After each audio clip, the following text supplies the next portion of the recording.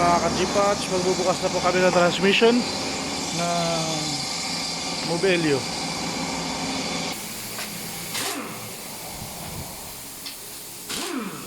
Nabuksan na po yung transmission. Basag. Basag.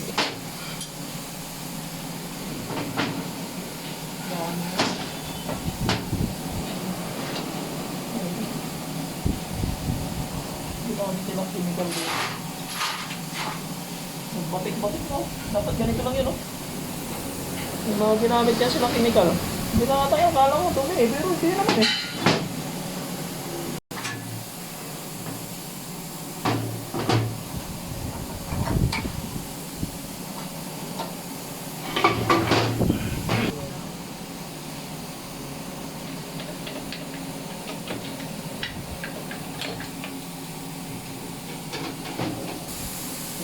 Diba? Oh, ayan oh. Tignan yung bearing malaki oh.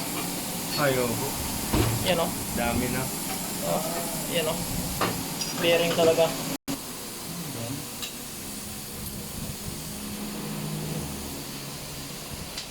Paano? Oo nga.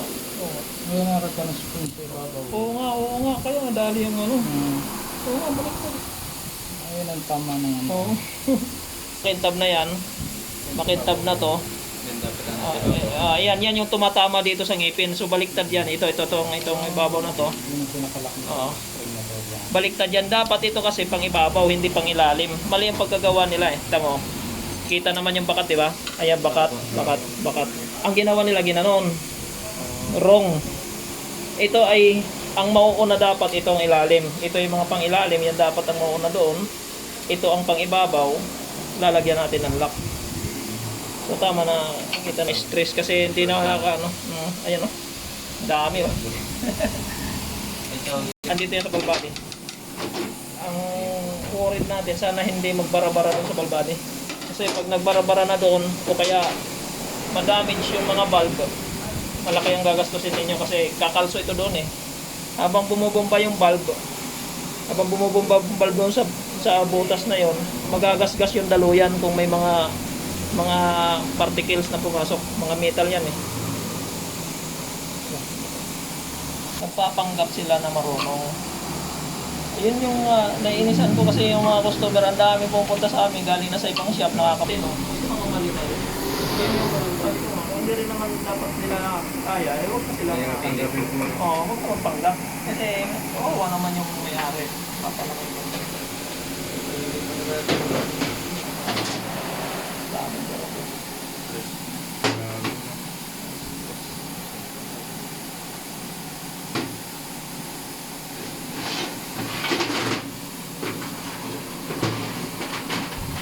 Dito po sa loob po. Oo. Dito.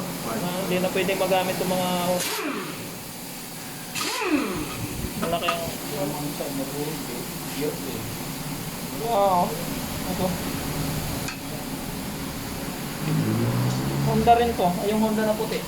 Buhok din ito. Oh, parang sa body talaga. kala mo parang buhok oh. Metal yan, nakatayo sa magnet. Dumikit sa magnet yan oh. So, yung mga particles yan ng mga nadurog, dumikit sa magnet. Kapal. Palit ito. Dispose tayo dito kasi ito tuton. Hindi yan nahugasan.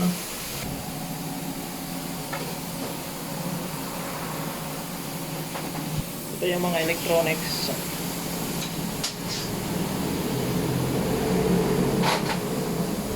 One, two, three, four, five electronics. Ito yung sinasabi kong valve body. Puro mga valve ang loob niyan. Pag pumasok dyan, pumasok dito, yan. Habang bumubomba sila, bumubomba yung valve sa loob. Pag maraming alibaba, mga durog na ganun metal, nagagasgas. Pag nagasgas na yan, pag malalim, di ko na kayang di ko na kayang mabuhay yan. Pero kung medyo maliit lang, nakakalibrate ko pa yan. Pero pag malaki ng damage, kakahumantong tayo sa pagganito. Pero hindi pa ako sigurado.